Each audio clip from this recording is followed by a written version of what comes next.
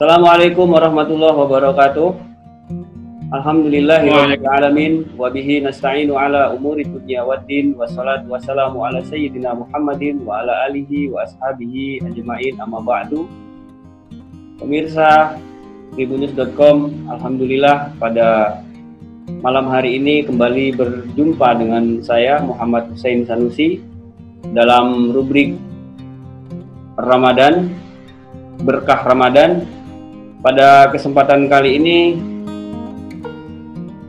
saya telah terhubung dengan Ustadz Khairul Imam, pengasuh pesantren Tahfidzul Quran Ibnu Sina. Namun beliau ini karena tawadhu, beliau dipanggilnya Mas saja katanya. Assalamualaikum Mas Khairul Imam. Waalaikumsalam warahmatullahi wabarakatuh. Gimana kabarnya Mas Khairul Imam? Ini lagi di Jogja atau lagi di mana ini? Alhamdulillah wa syukurillah, kita sedang ada di Jogja ini, di sebuah desa yang sunyi. Ya, baiklah pemirsa. Gimana Mas Hussein? Sehat semuanya keluarga? Alhamdulillah, khair. Baiklah pemirsa, bulan suci Ramadan, salah satu berkah yang ada di dalam bulan suci Ramadan yaitu nuzulul Quran atau peristiwa turunnya Al-Quran. Nah, kita pada pertemuan kali ini akan membahas tentang beberapa hal tentang nuzulul Quran atau peristiwa tentang turunnya Al-Quran yang diturunkan oleh Allah Subhanahu wa Ta'ala. Langsung saja saya akan bertanya kepada Mas Khairul Imam, bisa dijelaskan apa sih sebenarnya nuzulul Quran itu? Mas Khairul Imam, silahkan. Ya, nuzulul Quran adalah satu frase di mana biasanya digunakan untuk mengidentifikasi proses atau peristiwa turunnya Al-Quran.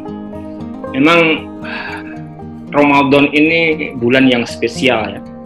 Ramadan itu bulan spesial, artinya jauh-jauh hari Rasulullah SAW menganjurkan kita untuk berdoa. Di bulan Rajab misalnya kita dianjurkan untuk berdoa, Allahumma barik lana fi Rajab wa Sya'bana wa balighna Ramadan. Kita dianjurkan untuk berdoa, ya Allah, semoga Engkau berkahi bulan Rajab kami dan bulan Sya'ban kami, dan sampaikanlah kami sampai bulan Ramadan. Tidak hanya itu, di beberapa riwayat juga dikatakan bahwa para sahabat seringkali juga berdoa, Allahumma salimni Ramadan wa sallim liya Ramadan wa tasallamahu minni mutaqabbala. Doa itu bermakna bahwa kita berharap kita ini diberikan keselamatan sampai bulan Ramadan. Kemudian kita berdoa juga, berminta kepada Allah agar Ramadan itu diberikan kepada kita dalam kondisi yang sempurna. Kita tidak sakit, kita tidak malas-malesan, kita tidak berbuat kemaksiatan di bulan Ramadan, dan menjaga segala sesuatunya sehingga bulan Ramadan benar-benar mengantarkan kita pada keselamatan kita. Allah Subhanahu wa Ta'ala mengantarkan kita pada keselamatan di bulan Ramadan. Allah mengantarkan kesempurnaan bulan Ramadan bagi kita, baik dari segi kesehatan fisik, kemampuan beribadah, kemudian wa tasallamahu minni mutaqabbala, kita minta kepada Allah agar semua yang kita lakukan di bulan Ramadan tadi benar-benar diterima, amal ibadah kita diterima oleh Allah Subhanahu wa Ta'ala. Nuzulul Quran termasuk salah satu bagian keistimewaan di bulan Ramadan. Kita mengenal bahwa Al-Quran, sebagaimana kita tahu, segala sesuatu di bulan Ramadan ini menjadi istimewa.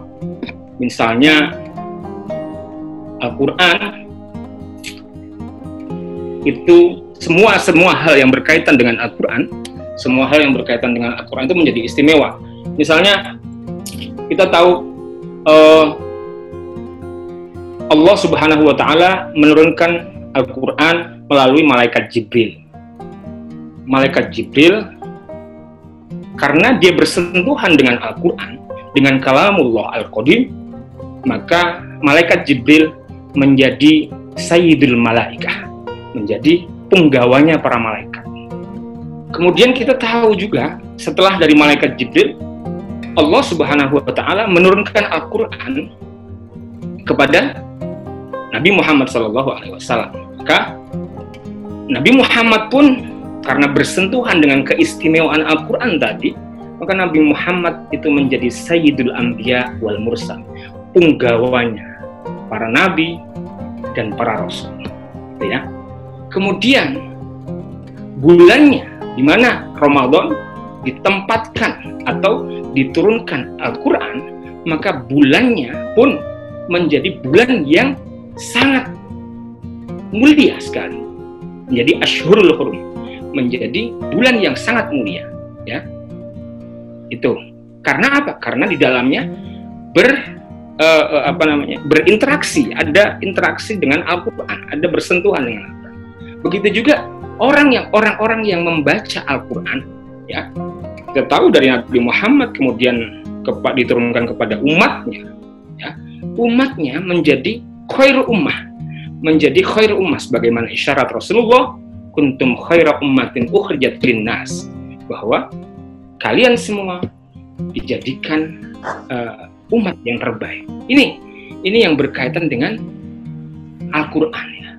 Kita tahu dalam proses nuzul Quran, Nabi Muhammad SAW itu mengalami satu fase di mana beliau dipersiapkan oleh Allah Subhanahu wa Ta'ala sangat-sangat detail sekali, ya. Dalam beberapa riwayat misalnya dikatakan bahwa ketika masih kecil, Nabi Muhammad datangi dua malaikat yang diambil, dibedah dadanya, diambil hatinya, dicuci. Dalam beberapa riwayat dikatakan bahwa dicuci dengan air Zam-Zam. Itu disucikan betul. Artinya Allah Subhanahu wa Ta'ala begitu serius mempersiapkan Al-Quran itu jauh-jauh hari, ya. Tidak hanya itu saja, Rasulullah SAW pun ketika bergaul di kalangan teman-teman sebayanya sewaktu remaja, beliau dipertemankan dengan teman-teman yang sangat menjaga muruah, sangat menjaga akhlak, ya.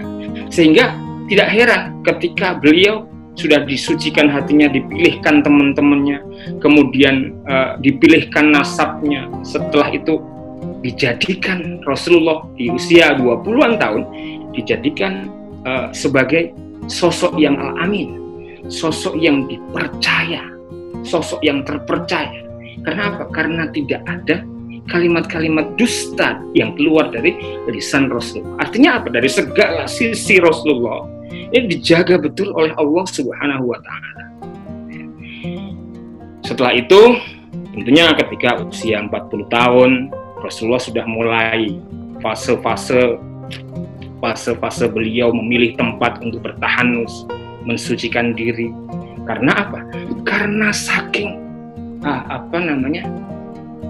beratnya Al-Quran yang akan diemban oleh Rasulullah. Di dalam surat Al-Quran misalnya ada kalimat lau anzalna hadzal qur'ana ala jabalin la ra'aitahu khashi'an mutasaddian min khasyatillah. Kalaupun diturunkan kepada gunung, ya, kita tahu gunung itu meledak, tidak kuat, mengemban, karena takut. Amanat ini amanat yang sangat besar. Makanya kalau sekarang kita melihat fenomena saat ini, ya, begitu orang melihat isyarat-isyarat, ya, bahwa orang-orang membaca Al-Quran hanya sebatas bulan Ramadan saja, sebenarnya sangat disayangkan sekali. Artinya berkaitan dengan nuzul Al-Quran, berarti kan guyonannya itu ya nuzul dari ra atas, terus diturunkan di meja, dibaca ketika bulan Ramadan. Setelah bulan Ramadan selesai, Al-Qur'annya ditaruh di atas lagi. Nanti Ramadan nuzul lagi ke bawah. Nah ini kan artinya bersentuhannya orang-orang ini kan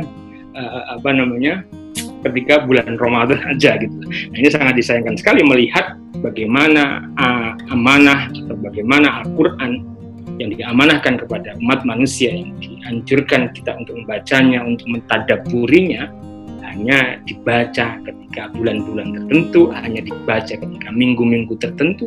Ada yang hanya membacanya ketika malam Jumat, itu pun hanya surat-surat itu saja. Nah, itu sangat disayangkan. Tapi ya lebih baik daripada tidak membaca sama sekali, tentunya gitu. Nah, kita kembali kepada topik bahwa nuzul Quran di bulan Ramadan sebagaimana isyarat surat Al-Baqarah, ya, syahrul Ramadan alladzi unzila fihi al-Qur'anu hudan lin-nasi wa bayyinatin minal huda wal furqan faman syahida minkum asy-syahra falyasum wa man kana maridan aw 'ala safarin fa iddatun min ayyamin ukhra, ya. Ada beberapa orang menerjemahkan, ada yang menerjemahkan misalnya menerjemahkan dengan kalimat nuzul berarti unzila, syahrul Ramadan alladzi unzila berarti dia diturunkan, tidak memberi keterangan apakah itu secara langsung atau secara bertahap. Ada yang menerjemahkan misalnya di dalam terjemahan Pak Quraish Shihab itu Pak Quraish Shihab menerjemahkannya dengan dibubuhi dengan dengan terjemahan Pak Quraish Shihab ayat tersebut secara bertahap, artinya berdasarkan bahwa pada bulan Ramadan itu diturunkannya Al-Qur'an itu hanya beberapa ayat saja, ya, sebagai tanda turunnya Al-Qur'an. Nah, ada yang tidak memberikan tambahan keterangan. Terjemahan Pak Quraish Shihab dengan terjemahan-terjemahan lain yang sebenarnya sama-sama memiliki korelasi sebenarnya. Kalau kita lihat dalam keterangan dari Ali As-Sobuni misalnya, bahwa bagian Al-Qur'an, awal Al-Qur'an diturunkan kepada Nabi Muhammad pada hari 17 Ramadan. Ini artinya awal Al-Qur'an pada 17 Ramadan ketika Rasulullah berusia 40 tahun, ketika beliau bertahanus di Gua Hira, ya, kemudian didatangi oleh malaikat Jibril, kemudian turun ayat yang pertama, yaitu ayat surat Al-Alaq ayat 1-5. Nah, kalau kita melihat makna, sebenarnya dua-duanya sama. Ada kalimat unzila, ada nazala, ada nazala, gitu ya. Kalimat ini sama, misalnya unzila itu diturunkan secara langsung.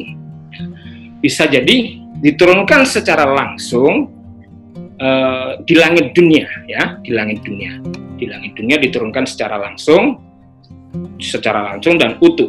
Ada yang menerjemahkan, ada yang nazala, ya, ada yang nazala. Misalnya di dalam di dalam nazala atau tanzilul kitabi min rabbil alamin, misalnya ada kalimat seperti itu, artinya turunnya Al-Qur'an diturunkan secara bertahap-tahap sesuai dengan peristiwa-peristiwa yang terjadi pada saat itu.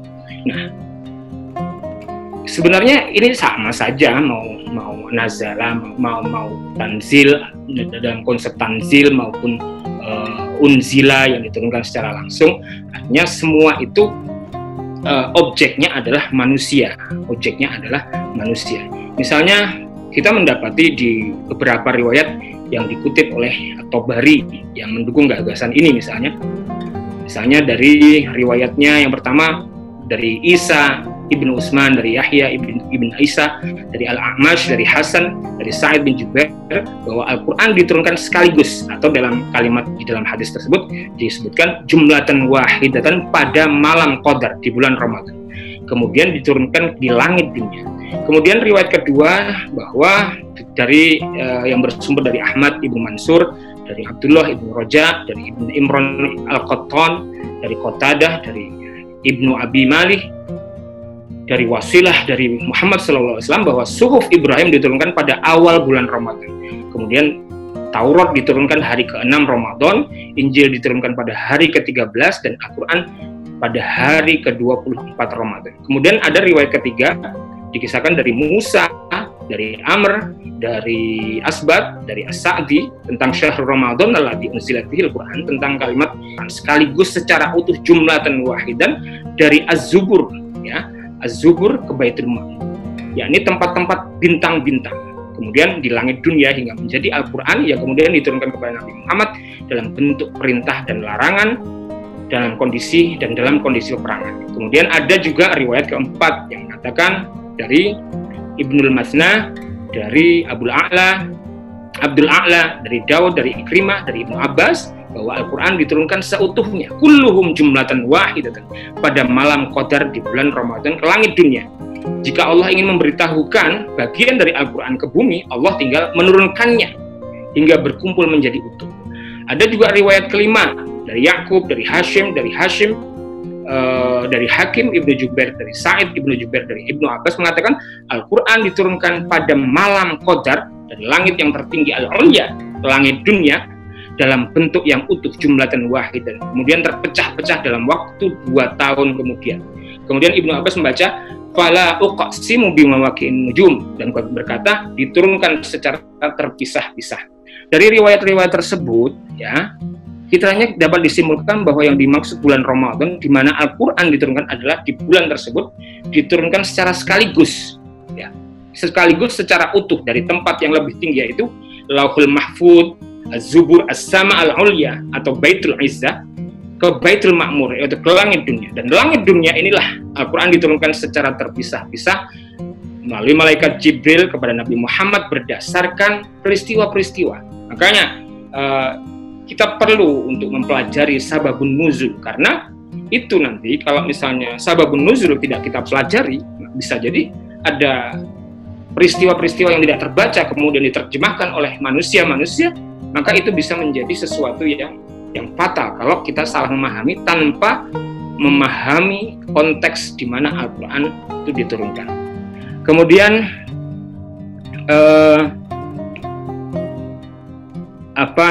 kata nazzala, ada perbedaan antara nazzala dan anzala atau unzila. Meskipun berasal dari kata yang sama, tetapi ada perbedaan makna. Nazzala memiliki makna turun secara, nazzala memiliki makna zala yang di masdarnya adalah tanzil, memiliki makna yang secara turun-temurun atau berangsur-angsur berulang-ulang. Sedangkan anzala atau unzila memiliki makna turun secara umum atau turun secara keseluruhan dalam satu jumlah sekaligus. Kata nazzala juga memiliki makna tafsil, nazzala atau tafarruq, atau tafsil atau rinci, kemudian at-tafarruq atau yang terpisah-pisah. Maka Syahrul Ramadan alladzi unzila adalah menurunkan sekaligus dalam jumlah satu. Maka beberapa penerjemah ada yang mengatakan, ada yang memberikan keterangan berdasarkan turunnya ayat Al-Quran, atau bahwa teks yang pertama kali turun adalah surat Al-Alaq. Ya. Ada yang nazzala, sedangkan nazzala atau tanzil itu berdasarkan secara terpisah-pisah. Artinya unzila bisa dimaknai bahwa Al-Quran turun dulu ke langit dunia, kemudian diturunkan secara sesuai dengan peristiwa-peristiwa yang terjadi tentang perintah, larangan, peperangan, tentang hukum dan lain sebagainya, berdasarkan peristiwa-peristiwa yang terjadi dalam diri Muhammad SAW. Saya kira itu yang perlu kita kenal dengan konsep tanzil atau konsep unzila di dalam Al-Quran. Tentunya mungkin kita tidak perlu membahas secara panjang lebar, tetapi yang harus kita refleksikan di dalam konteks nuzulul Quran adalah bagaimana kita benar-benar menghayati peristiwa itu sebagai bagian dari peristiwa yang sangat sakral dan bersejarah, Sehingga Rasulullah SAW sebagai sosok yang dipilih oleh Allah Subhanahu Wa Taala itu mau berkorban, ya, mau berkorban demi kemaslahatan umat, gitu ya. Kita tidak bisa membayangkan kengerian Rasulullah ketika didatangi oleh malaikat Jibril, ya. Kemudian ketika beliau diperintahkan atau disuruh untuk membaca Iqra ya Muhammad, ma ana biqari, beberapa kali di kalangan Rasulullah menggigil tubuhnya yang sama seperti maksudnya sama seperti tubuh manusia pada umumnya, menggigil, kemudian didekap oleh malaikat. Nah, kalau kita merefleksikan itu, kita tentu kita bisa melihat bagaimana Al-Quran ini sangat berat sekali turun kepada manusia. Tapi hari ini kita lihat orang-orang tidak terlalu serius dalam mempelajari atau membaca, bahkan mentadabburi Al-Quran, tidak terlalu serius. Maka ini yang perlu kita refleksikan sebagai bagian dari nuzul, mengembalikan Al-Quran sebagai tujuan dustur umat Islam, sebagai undang-undang umat Islam, sebagai sesuatu yang sangat mulia bagi umat Islam. Sekira itu ya. Tuh. Mungkin ada pendapat atau tanggapan, silakan Mas Husein barangkali. Biasanya kita sering melihat atau mendengar setiap bulan Ramadan itu ada istilah malam nuzulul Quran. Dan juga istilah satu lagi Lailatul Qadar. Nah, kita kan biasanya kalau sudah separuh dari bulan Ramadan itu lewat, biasanya ada tradisi dari masyarakat untuk mencari malam Lailatul Qadar. Nah, itu sebenarnya apa yang diharapkan dari dari peristiwa malam Lailatul Qadar itu, atau apa sih yang harus dilakukan oleh umat muslim ketika malam Lailatul Qadar yang disebut-sebut sebagai khairum min alfi syahrin, lebih baik ya, seperti saya sampaikan bahwa malam tepatnya nuzul Quran itu menjadi khairun min alfi syahr. Tadi ada yang lupa bahwa malam di mana, waktu di mana Al-Quran diturunkan itu menjadi malam khairun min alfi syahr tadi ya. Malam yang lebih baik dari 1000 bulan. Artinya persiapan kita untuk menghadang malam Lailatul Qadar, karena malam Lailatul Qadar ini hanya menjadi rahasia Allah, tetapi beberapa ulama mengklasifikasikan, ada yang mengatakan bahwa malam itu ada yang malam ganjil, ada yang mengatakan bahwa kalau hari jatuhnya hari Rabu maka malam Lailatul Qadarnya awal Ramadan jatuh hari apa, nanti saya agak lupa itu ya. Tapi pada intinya adalah yang harus kita persiapkan ketika kita masuki bulan Ramadan, maka yang harus kita persiapkan adalah bagaimana kita mengisi malam-malam kita itu dengan beribadah, dengan melakukan hal-hal yang intinya membangun hubungan spiritual antara hamba dengan Allah. Sebenarnya kondisi saat ini sangat memungkinkan kita untuk mengisi itu, karena Allah Subhanahu wa Ta'ala satu sisi memberikan musibah kepada umat manusia, tetapi di sisi lain manusia diberikan kesempatan yang seluas-luasnya. Dalam arti dengan adanya lockdown di beberapa tempat di Indonesia sudah lockdown, sudah ada larangan-larangan untuk keluar, anjuran untuk di rumah saja.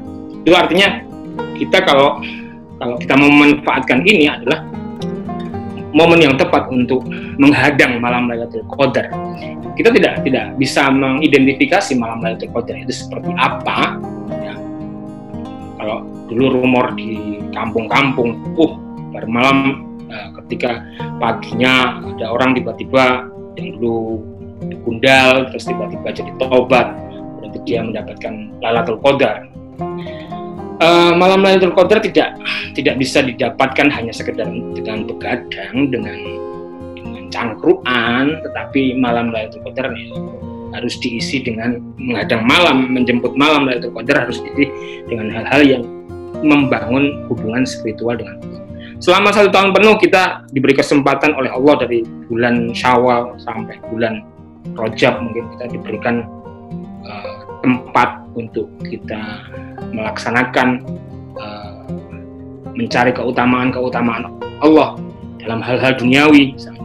Maka alangkah baiknya ketika bulan Ramadan, terutama pada kondisi saat ini kita di lockdown, dianjurkan di rumah, maka ini kesempatan baik untuk misalnya tidur siang yang cukup sehingga malam kita bisa bangun untuk melaksanakan sholat tahajud, melaksanakan sholat lail, terus mengaji, terutama mengaji, mentadaburi Al-Quran, mengkaji Al-Quran, apalagi sekarang di Facebook atau di YouTube banyak ustadz-ustadz yang live streaming pengajian-pengajian mereka, dan itu sangat-sangat bagus sekali untuk bisa kita mentadaburi, mengenal Islam lebih dalam. Artinya apa? Kalau Ramadan kemarin kita hanya sekedar bisa membaca Al-Quran, ya, karena kan di masyarakat kita ini banyak orang yang hanya sekedar tamat Iqra, hanya sekedar bisa membaca tapi belum lancar, sudah merasa puas. Nah, belum pada fase dia memperbagusi bacaannya, belum pada fase mentadaburi Al-Qur'annya, belum pada fase memahami maknanya itu. Tapi mereka sudah berhenti belajar Al-Qur'an. Nah, maka jangan sampai kita ini hanya kalau merefleksikan turunnya Al-Qur'an seperti itu beratnya Rasulullah, maka kita sebagai umat Islam juga harus serius dalam menerima kerahmatan dari Al-Qur'an itu sendiri, ya. Bukankah Allah Subhanahu wa taala pernah berkata bahwa berfirman di dalam Al-Qur'an bahwa rahmatnya Allah itu afdol dari segala sesuatu, lebih utama dari segala sesuatu, ya. Maka ini harus kita raih di malam-malam bulan Ramadan, ya. Lailatul Qadar jangan terpatok pada Lailatul Qadarnya saja, tapi bagaimana kita membangun dari awal Ramadan sampai akhir Ramadan ini menjadi sesuatu yang positif, sesuatu yang bagus, sesuatu yang mengisi malam-malam dengan baca Al-Quran, belajar Al-Quran, ya. Artinya bahwa membaca Al-Quran yang bagus itu bukan hanya kewajiban ustadz saja, gitu ya. Jadi jangan sampai ada kata bahwa misalnya ada orang yang membaca Al-Quran, kemudian membaca Al-Qurannya buruk misalnya. Terus kita bilang, maklum, saya bukan ustadz. Enggak, bukan seperti itu. Kita diberi kesempatan oleh Allah, kita diberi kesempatan oleh waktu, kita diberi kesempatan oleh lingkungan kita di bulan-bulan Ramadan ini untuk senantiasa semakin hari mengalami peningkatan di dalam keberislaman kita. Membaca Al-Quran dengan bagus, sholat yang khusyuk, memahami makna sholat, memahami makna-makna Al-Quran, mentadaburi Al-Quran, itu bukan kewajiban seorang ustadz saja, tapi itu menjadi kewajiban umat Islam, gitu ya. Jadi kita menghadang bulan Ramadan, menghadang Lailatul Qadar, jangan hanya cari Lailatul Qadarnya saja, menunggu Lailatul Qadar dengan ngopi, dengan rokok, dengan ngobrol dan sebagainya. Bukan itu, tetapi mengisi malam-malam itu dengan ibadah, ya. Nanti ketika Allah menurunkan Lailatul Qadar dalam bentuknya apapun, ya masyiatillah, itu terserah Allah, ya. Entah dalam bentuk pertaubatan kita, entah dalam bentuk kesadaran keagamaan kita, entah dalam bentuk kebaikan kita dari sisi aspek sosial kita, maka itu bagian dari Allah yang akan merubah. Karena Lailatul Qadar adalah di mana Allah Subhanahu wa taala mencatat atau menentukan kebaikan-kebaikan atau menentukan hajat hidup kita nantinya, atau menakdirkan hajat hidup kita yang baik-baik. Maka kalau kita berharap kebaikan dengan datangnya Lailatul Qadar, kita harusnya juga menunggunya dengan sesuatu yang baik, kan gitu ya. Ya, Mas Khairul Imam, ini pertanyaan terakhir Mas. Ini kan kita kan sebagai umat Islam tidak hanya selesai dalam bisa membaca Al-Quran, tapi kita juga dituntut untuk memahami isi daripada Al-Quran tersebut. Mungkin bisa diberikan beberapa tips atau gimana sih sebenarnya kita itu fase-fasenya itu setelah kita bisa membaca Al-Quran dengan lancar, terus supaya kita bisa memahami isi daripada Al-Quran tersebut, kemudian mempraktekannya. Nah itu kebanyakan kan kita ini hanya berhenti pada tahap kita selesai membaca Al-Quran, setelah itu nggak memahami lagi. Nah itu seperti apa? Ya, kalau pada intinya adalah fase awal ketika kita belajar membaca Al-Quran, memang ada yang mengatakan bahwa Al-Quran itu tidak hanya sekedar dibaca saja, tapi harus dipahami, ya, dipahami. Tetapi langkah yang serius dalam kita mengapresiasi dari apa yang sudah dilakukan oleh Rasulullah adalah kita juga harus memperbaiki Al-Quran lafdzon, ya, secara lisan, ya, secara lisan. Artinya kita juga paham sehingga kita tidak menjadi orang yang gagal paham, tidak kagetan, ya, dalam membaca Al-Quran. Misalnya kita sering sholat di mall, gitu ya. Sholat di mall, sholat di tempat-tempat umum, misalnya di terminal atau apa gitu ya. Ada anak muda bagus, dia pede dengan pedenya mengimami kita di depan, gitu ya. Tetapi ketika mengimami, bacaannya salah-salah. Nah, ini kan sementara tidak ada orang yang berani mengkritik atau tidak ada orang yang berani mengingatkan. Atau beberapa dai misalnya mereka berbicara tentang kedalaman Islam, sangat bagus sekali, tentang psikologi Islam, tentang kedokteran Islam, tentang amal ibadah, tentang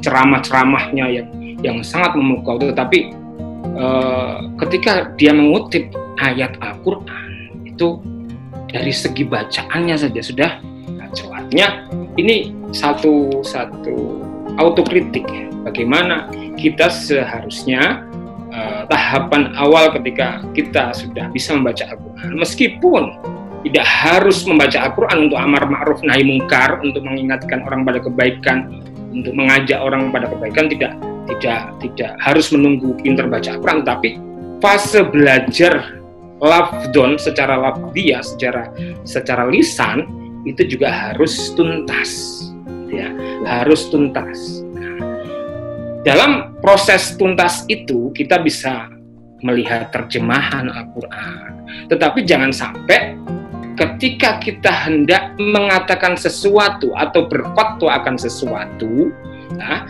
kalau bukan ahlinya jangan berfatwa, ya, jangan berfatwa tentang sesuatu. Sementara kita masih dalam proses belajar. Nah, yang sering disalahpahami adalah yang sering disalahpahami bahwa orang terburu-buru untuk berfatwa. Orang terburu-buru karena mungkin banyak followernya, ya.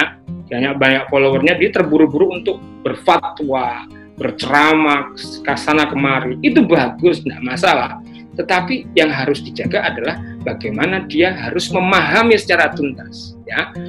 Mungkin dia tidak sempat belajar bahasa Arab, ya, mungkin ada beberapa Quran terjemah, tetapi memahami Quran terjemah itu saja tidak cukup, harus dibaca juga tentang riwayat-riwayatnya. Saya kira sekarang banyak sekali ya kitab-kitab terjemahan, kemudian konsultasi syariah, konsultasi kepada ustadz, kemudian memilih ustadz-ustadz yang memang kredibel di dalam hal-hal, di dalam permasalahan-permasalahan Al-Quran. Di satu sisi memang kita juga harus punya ruang refleksi di dalam hati kita, ya, setelah membaca Al-Quran, kemudian kita membaca artinya, kemudian kita refleksikan di dalam diri kita, apakah kita sudah melakukan sesuatu yang kita baca, ya, apakah kita sudah sudah mengamalkan apa yang kita baca, gitu ya. Nah, itu penting untuk kita pahami, untuk kita renungkan, supaya kita juga punya ruang refleksi. Ya Allah, dosa-dosaku, ya Allah. Nah, itu membangun hubungan antara hamba dengan Allah dengan mentadabburi makna-makna Al-Quran. Bagaimana Allah Subhanahu wa taala misalnya Alif Lam Mim berkata di dalam Al-Quran, "Dzalikal kitabul la raiba fihi hudal lil muttaqin alladzina yu'minuna bil ghaibi wa yuqimunas sholata wa mimma razaqnahum yunfiqun." Kalimat-kalimat semacam ini kelihatannya saking seringnya kita ucapkan sehingga ringan. Tapi kalau direnungkan secara mendalam, bagaimana Allah Subhanahu wa taala dengan begitu gagahnya mengatakan bahwa dzalikal kitabul la raiba, kitab yang tidak ada keraguan di dalamnya. Artinya di dalamnya semuanya mengandung kebenaran. Misalnya, wa basyiril ladzina amanu wa 'amilus sholihati anna lahum jannatin tajri min tahtiha al-anhar kullama ruziqu minha min thamaratir rizqan qalu hadza. Gambaran-gambaran surga, bagi kabar gembira tentang gambaran-gambaran surga yang akan dihadiahkan bagi orang-orang yang beriman kepada Allah. Kan kalau kita merefleksikan ini, itu kan ada kesejukan di dalam diri kita. Ya Allah, ada impian bagaimana kita nanti bertemu dan berkumpul dengan orang-orang soleh di surga. Tetapi harus syaratnya adalah amanu, ya, wa amilus sholihat, beriman kepada Allah secara qalbiyah, wa amilus sholihat, juga beramal soleh dengan orang-orang sekitar. Amal soleh itu tidak hanya sebatas ibadah nafsiyah, bukan sebatas ibadah individu, tetapi juga bagaimana kita membangun hubungan sosial. Di tengah COVID semacam ini, di tengah kondisi semacam ini, apakah kita sudah ngecek tetangga kita yang kena PHK, dia bisa makan atau tidak? Apakah kita bisa ngecek mereka? Nah, ini bagian dari amilus sholihah, ya, ngecek tetangga kita. Nah, itu bagian dari kita mengikuti jalan-jalan Al-Quran, ya. Itu tahapan-tahapannya dari mempelajari secara lafziyah, kemudian secara lafziyah sudah dipelajari, kemudian secara maknawi kita bisa melihat secara terjemahan mungkin, atau membaca kitab tafsirnya, atau mendengarkan ceramah-ceramah ustadz, ya, ceramah-ceramah ustadz. Tentunya ustadz-ustadz yang benar-benar kompeten dalam, terus banyak sekali di YouTube atau di mana-mana, itu banyak sekali. Kemudian setelah itu kita mempraktekkan di dalam laku keseharian, ya, laku keseharian kita menjadi orang yang sabar, menjadi orang yang bersyukur dengan apa yang kita miliki, menjadi orang yang ridho, menjadi orang yang selalu menerima apa yang ditentukan oleh Allah kepada kita, bersabar ketika kita mendapat musibah, bersabar ketika kita mendapatkan nikmah, ya, mendapatkan nikmah pun agak harus bersabar. Nah, ini bagian dari kita melaksanakan atau mengamalkan nilai-nilai Al-Quran, kayak gitu, seperti itu ya, kurang lebih seperti itu. Ya. Terima kasih kepada Mas Khairul Imam. Saya kira penjelasannya sudah tentang nuzulul Quran serta isi Al-Quran seperti apa dan diturunkan kepada siapa, lalu tujuannya juga seperti apa. Saya ucapkan terima kasih kepada Ustaz Khairul Imam, pengasuh sama-sama Mas Husen, Tahfidzul Quran Ibnu Sina Yogyakarta. Insya Allah kita akan bertemu lagi dalam bahasan yang lainnya, tentu masih dalam pembahasan tentang Al-Quran dan Ramadan. Insya Allah. Assalamualaikum, Ustaz Khairul Imam. Waalaikumsalam warahmatullahi wabarakatuh. Baiklah pemirsa Tribunnews, itulah tadi diskusi saya bersama dengan Ustaz Khairul Imam. Semoga memberikan manfaat dan insya Allah kita akan berjumpa lagi dalam sesi lainnya dalam waktu yang lain. Hadanallahu wa iyyakum ajmain. Assalamualaikum warahmatullahi wabarakatuh. Waalaikumsalam. Terima kasih sudah nonton. Jangan lupa like, subscribe, dan share ya.